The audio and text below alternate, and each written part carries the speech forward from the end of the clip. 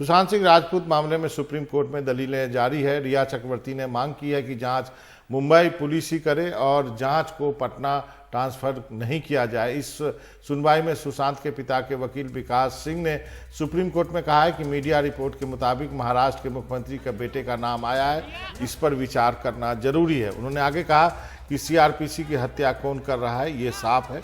विकास सिंह ने कहा कि हमें मुंबई पुलिस पर भरोसा नहीं है। मुंबई पुलिस जांच को अलग अलग दिशा में ले जा रही है, ये आरोप उन्होंने लगाया।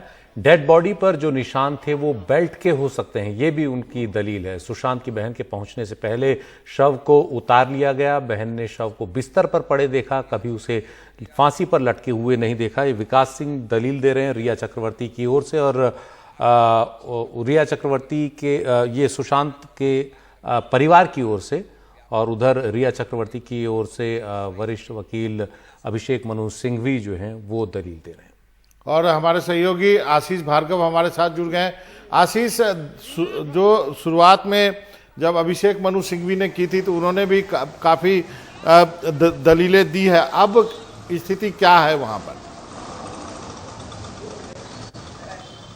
जी देखिए, हियरिंग चल रही है और यहाँ पर सॉलिसिटर जनरल तुषार मेहता केंद्र सरकार की तरफ से दलीलें दे रहे हैं और जाहिर तौर पर वो बिहार सरकार का पक्ष ले रहे हैं और महाराष्ट्र सरकार पर बड़े सवाल उठा रहे हैं। वो कह रहे हैं कि महाराष्ट्र सरकार तो सिर्फ एक जांच नहीं कर रही थी, एफआईआर दर्ज नहीं की थी महाराष्ट्र सरकार ने, तो महाराष्ट्र पुलिस ने जब एफआईआर दर्ज नहीं की तो जांच किस चीज की करेगी? वो जो भी बयानों के 56 बयानों के जो रिकॉर्ड जो बयान दर्ज किए हैं लोगों के, गवाहों के, वो एक अनऑथराइज रिकॉर्डिंग है, यानी कानून में उनकी कोई मान्यता नहीं। वो तो सिर्फ 174 सीआरपीसी यानी अननेचुरल डेथ की इंक्वेस्ट कर रही थी, तो उसे आप एफआईआर के जरिए जांच नहीं कह सकते। और जब कोई एफआईआर दर्ज नहीं है तो वहां पर ट्रांसफर करने की कोई बात नहीं है। दूसरी बात, वो कह रहे हैं कि महाराष्ट्र सरकार ने बहुत सारी खामियां छोड़ी हैं इस पूरे हलफनामे में जो दाखिल की है, और कहा है कि उसने कभी भी एफआईआर दर्ज नहीं की। जब भी उसको शक कहीं लग रहा था संदिग्ध मौत है तो उसे तुरंत एफआईआर दर्ज करनी चाहिए थी, जो उसने नहीं की। अब वो कह रहे हैं कि ईडी मामले की जांच कर रही है और जब ईडी के जांच कर रही है, केंद्रीय एजेंसी जांच कर रही है, तो दूसरी तरफ भी सीबीआई को जो जांच सौंपी गई है उसको सुप्रीम कोर्ट को कर देना चाहिए। अब मुद्दा यह है कि एफआईआर बिहार सरकार कर सकती है नहीं कर सकती, अलग मुद्दा है, लेकिन जांच एक बड़ा मामला है, इसकी जांच बिल्कुल सीबीआई को देनी चाहिए। और यहाँ पर सुशांत के पिता, जैसा कि सुशील जी बता भी रहे थे, उन्होंने एक नई बात यहाँ पर छेड़ी है कि हो सकता है कि सुशांत की हत्या हुई हो, बेल्ट से उनका गला घोटा गया हो, लेकिन महाराष्ट्र पुलिस ने जांच नहीं की कि उसकी बहन पास में थी लेकिन उसको बुलाया नहीं गया, और जब वो पहुंची थी वहां पर तो बॉडी को उतार लिया गया था, यानी किसी ने भी सुशांत को लटकते हुए नहीं देखा। ये बड़े सवाल यहाँ पर उठाए हैं और केंद्र सरकार सीबीआई के जरिए इस बात का समर्थन करिए केंद्र सरकार के सीबीआई की ही जांच होना चाहिए। महाराष्ट्र पर पॉलिटिक्स करने का आरोप लगाया है कि राजनीति में, क्योंकि मुख्यमंत्री के बेटे का नाम आ रहा है इसलिए वो जांच आगे नहीं बढ़ा रहे हैं। महाराष्ट्र पुलिस पर, मुंबई पुलिस पर दबाव बना गया है। और दूसरी तरफ बिहार सरकार भी इसी तरीके की बात कर रही है कि उसका क्षेत्राधिकार था, लेकिन महाराष्ट्र सरकार यहाँ पर अकेली है क्योंकि 3 तरफ से उनको घेरा गया है। रिया चक्रवर्ती के पास बहुत कुछ ज्यादा कहने को है नहीं, क्योंकि वो खुद पहले ट्वीट करके सीबीआई जांच की मांग कर चुकी है एक बार गृह मंत्री को टैग करके, और सुप्रीम कोर्ट ने आज उनके वकील से यही पूछा है कि वो तो खुद सीबीआई जांच करने की मांग करना चाहती थी, तो अब ऐसा क्या हुआ कि महाराष्ट्र पुलिस को ट्रांसफर करना चाहती हैं। तो उनके वकील की तरफ से कहा गया है कि इस केस को महाराष्ट्र में ट्रांसफर किया जाए मुंबई में, और उसके बाद अगर महाराष्ट्र सरकार की सहमति हो तो सीबीआई को ट्रांसफर किया जाए। ये उनकी तरफ से दलील दी गई है। लेकिन महाराष्ट्र सरकार यहाँ कह रही है कि ये पूरा राजनीतिक मसला है, बिहार में चुनाव है, बिहार के मुख्यमंत्री और मंत्री संजय झा के दबाव पर ये पूरी एफआईआर दर्ज की गई है और जांच शुरू की गई है, जबकि खुद बिहार सरकार कह रही है कि इस मामले के सारे अभियुक्त मुंबई में रहते हैं और दूसरे देश के दूसरे हिस्सों में रहते हैं। तो खुद मुंबई पुलिस मानती है कि उसका जुडिशन नहीं है एक तरीके का। यहाँ पर अभिषेक मनु सिंघवी महाराष्ट्र सरकार की तरफ से दलील दे रहे हैं कि ये सब चुनाव की वजह से किया गया है, क्योंकि बिहार में चुनाव है और चुनाव के बाद ये सब मामले खत्म हो जाएंगे। तो एक बड़ी लड़ाई यहाँ पर चल रही है, कानूनी लड़ाई, जिसमें महाराष्ट्र सरकार एक तरफ है, रिया कहीं ना कहीं दोनों कनेक्टेड हैं, लेकिन बिहार और केंद्र सरकार एक पाले में खड़े हैं और सीधे सीधे महाराष्ट्र सरकार को इस मुद्दे पर घेर रहे हैं। जी बाबा, तो इस पूरे मामले का लब्बुलवाब क्या रहा? अब तो नए नए तथ्य आ रहे हैं। अब ये भी आ रहा है कि जो पैसे 15 करोड़ की बात हो रही है वो भी अब रिया के बैंक अकाउंट्स के डिटेल आए हैं, वो पैसे 1 रुपया भी ट्रांसफर नहीं हो रहा है। तो आपको क्या लगता है ये केस किस दिशा में जा रहा है?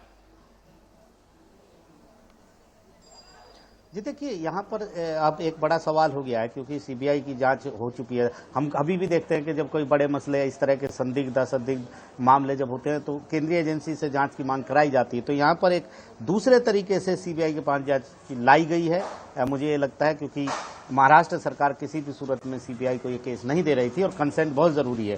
हालांकि उसने कहीं ना कहीं एक चीज में हल्कापन इस केस में कुछ लापरवाही बरती, उसे कोई ना कोई धारा के तहत कोई मुकदमा जरूर एफआईआर दर्ज करनी चाहिए थी, ताकि कहीं भी दूसरी कई राज्य की पुलिस उसमें उसके क्षेत्राधिकार में दखल न दे। लेकिन मुंबई पुलिस ने इसमें इंक्वेस्ट प्रोसीडिंग की, अननेचुरल डेथ की सीआरपीसी के तहत, जिसके कारण बिहार पुलिस को एक मौका मिल गया और बिहार पुलिस ने एक एफआईआर दर्ज कर ली और उसको ट्रांसफर कर दिया। तो यहाँ पर अब सुप्रीम कोर्ट ने भी एक इशारा किया है, रिया चक्रवर्ती के वकील से पूछा है कि सीबीआई की जांच होने दीजिए, आपने भी ये मांग की थी। तो क्योंकि सीबीआई जांच ले चुकी है, तो अब एक रास्ता सिर्फ बचता है कि सुप्रीम कोर्ट आदेश जारी करे कि सीबीआई जांच करेगी, तभी सीबीआई जांच कर सकती है। जी आशीष जी, आपका बहुत बहुत शुक्रिया। हम सीधे चल सकते हैं, बिहार के जो पुलिस के प्रमुख हैं वो हमारे साथ जुड़ गए हैं। गुप्तेश्वर पांडे जी, सर आपका बहुत बहुत स्वागत है, आपने वक्त निकाला है हमसे बातचीत करने के लिए। मेरा सबसे पहला सवाल आपसे यही है कि ये जो मामला चल रहा है, जो बिहार में इतना टॉकिंग पॉइंट है, बिहार में क्या कहे पूरे देश में भी है, तो क्या इसमें बिहार का जुरिडिक्शन बनता है क्या इस मामले में, सुशांत सिंह राजपूत मामले में? इस पे बहुत बहस हो रही है, आप क्या सोचते हैं?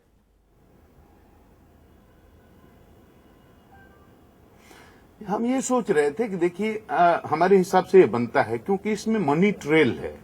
और आप ये समझ जाइए कि अब सुशांत शादीशुदा नहीं थे, उनकी पत्नी नहीं है, उनकी 2 बहनें हैं जो शादीशुदा हैं, अपने घर में रहती हैं, उनकी माँ भी नहीं है, उनके केवल एक बूढ़े बीमार लाचार पिताजी हैं जो पटना में रहते हैं। तो नेचुरल हेयर हुए, उनके स्वाभाविक उत्तराधिकारी हुए सुशांत के। उनकी प्रॉपर्टी, उनकी संपत्ति, उनका पैसा जो भी है, उसमें अगर कहीं हेरा फेरी हुई है, कोई गबन हुआ है, कोई अवैध ढंग से, अनैतिक ढंग से, गलत तरीके से उस पैसे का दुरुपयोग हुआ है, ट्रांसफर हुआ है, तो ये नुकसान माना जाएगा उनके पिताजी का।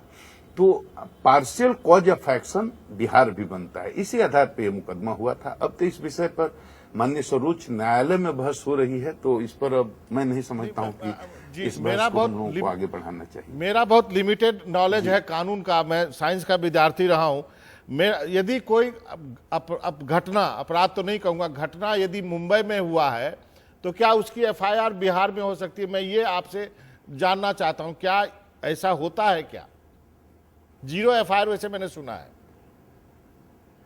मैंने इसी में बताया, जहां कॉज ऑफ एक्शन होता है वहां होता है। इसमें एक partial cause of action Patna में भी बनता है, क्योंकि इसमें मनी ट्रेल है, पैसे का मामला है, मिस एप्रोप्रिएशन ऑफ प्रॉपर्टी का मामला है, इम्बेजलमेंट ऑफ अकाउंट का मामला है। और चूंकि सुशांत के पिता ही उसके स्वाभाविक उत्तराधिकारी बनते हैं, सुशांत की मौत के बाद उस परिवार में और कोई नहीं बचा और वो पटना में रहते हैं, तो ये क्षति उनकी मानी जाएगी। इस हिसाब से partial cause of action Patna में भी बनता है, इसलिए ये प्राथमिकी दर्ज की गई। जो सीबीआई की जांच की जो बात कही जा रही है, उसके पीछे भी कई सवाल उठ रहे हैं। कहा जा रहा है कि ये पॉलिटिकल प्रेशर के में करके किया गया है। बिहार सरकार ने जिस ढंग से आनन फानन में अनुशंसा की है,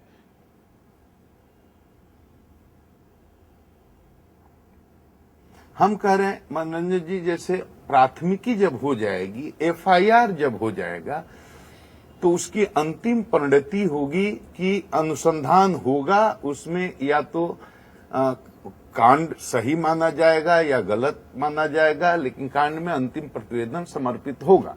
तो एफआईआर जहां हो गया, तो अब वहां की पुलिस की जिम्मेदारी है कि कांड का अनुसंधान करे।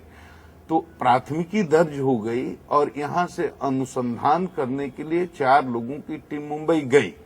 मुंबई जाने के बाद उन्होंने लोगों से संपर्क किया, कागजात मांगे, डॉक्यूमेंट मांगे, सबूत मांगे जो उन्होंने जुटाया था, चाहे FSL रिपोर्ट हो या PM रिपोर्ट हो या बाकी सारी फोटोग्राफी, घटनास्थल की सारी चीजें, तो वो टाल मटोल करते रहे। हमारी सिर्फ इतनी ही बात कहनी है कि अगर वो समझते थे कि हमारा जुरिस्डिक्शन नहीं है, तो वो एक सप्ताह तक हमारे अधिकारी बैठे रहे। कोई भी अधिकारी, किसी बड़े अधिकारी को भी सामने आने की जरूरत नहीं थी। DCP स्तर के ही अधिकारी उनको चारों को बुलाते और बोलते कि आपका जुरिस्डिक्शन नहीं है, आपको यहां अनुसंधान नहीं करने देंगे, आप वापस चले जाइए।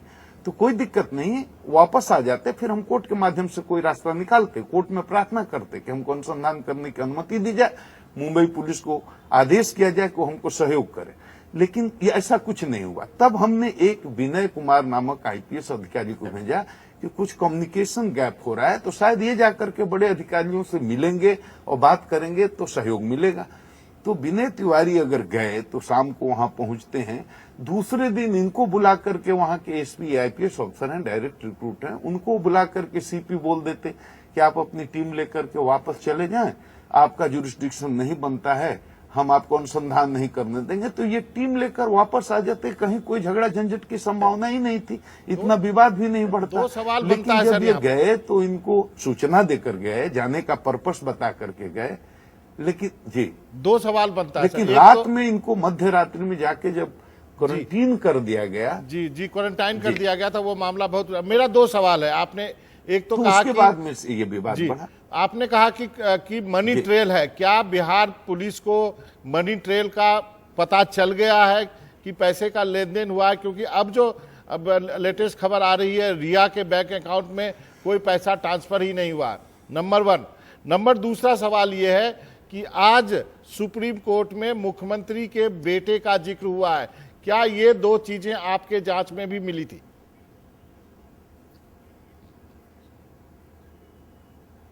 नहीं, हमारे जांच में जो बातें मिली, जांच में अनुसंधान में जो बातें आई हैं, जो हम लोग करीब 10 लोगों के साक्ष्य हम लोगों ने लिए थे, स्टेटमेंट हमारे लोगों ने लिए थे। बाकी हमारे पास मेडिको लीगल एविडेंस तो कुछ नहीं है।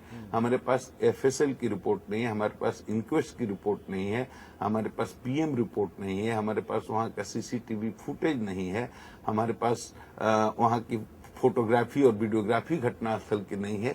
इसलिए फाइनली किसी कंक्लूजन पर पहुंचने लायक स्तर का अनुसंधान नहीं हुआ, क्योंकि हमें तो 3 दिन मौका ही मिला, वो भी बिना मुंबई पुलिस के सहयोग के।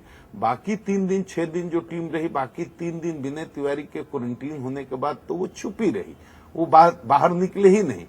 तो हमें जो अनुसंधान मिला में जब बातें आई, वो हम सही जगह पर, सही प्लेटफॉर्म पर ही बता सकते हैं। उसको मीडिया में शेयर आपने सही कहा, ये आपका विशेषाधिकार है कि आप उसको सही प्लेटफॉर्म पे बताइए। लेकिन इससे ये भी साबित होता है कि बिहार पुलिस जो है वो पॉलिटिकल स्कोर जो है वो साबित करने के लिए गई थी और उन्होंने वो पॉलिटिकल स्कोर किया है वहां पे।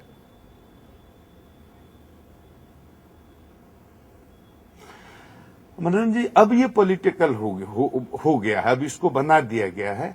लेकिन शुरू में बताइए, जिस समय ये घटना हुई, सुशांत के मौत की घटना हुई, तो उस दिन तो इसमें कोई पॉलिटिक्स नहीं थी, कोई जानता भी नहीं था कि ये घटना आगे चल करके इस तरह का इसमें ट्विस्ट आएगा या इतना अगली टर्न आएगा। कोई भविष्यवक्ता तो ना आप है, न हम हैं, न पूरे देश को पता था, किसी को भी नहीं पता था, उनके घर वालों को भी नहीं पता होगा, हमें भी नहीं पता था।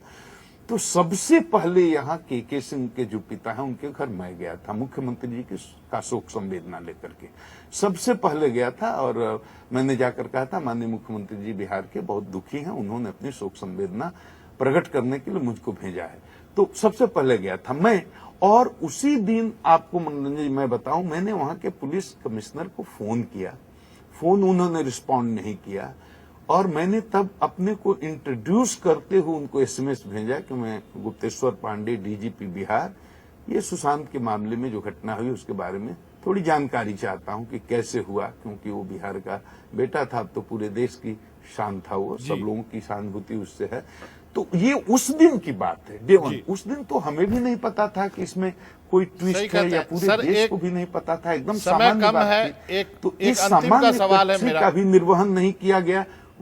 उन्होंने न एक मेरा अंतिम का सवाल है। अब मामला सीबीआई में चला गया है।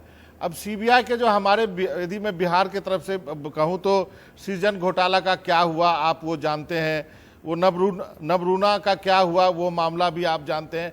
तो सीबीआई जांच की जो बिहार के लोगों को बहुत अच्छी फीलिंग नहीं है, अच्छी जो है इमेज नहीं है, अच्छी स्मृति नहीं है। अब ये मामला भी सीबीआई में गया, अब ये भी लटकता ही रहेगा और चुनाव तक एक दूसरे पर पॉलिटिकल स्कोर होगा, उसके बाद सब भूल जाएंगे।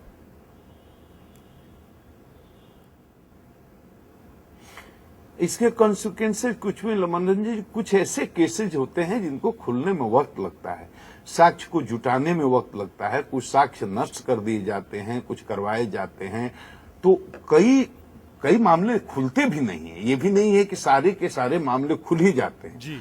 कुछ मामले बहुत जल्दी खुल जाते हैं, कुछ मामले 1 महीना 10 दिन में खुल जाते हैं, कुछ मामलों में 6 महीना भी समय लगता है, साल भर भी समय लगता है।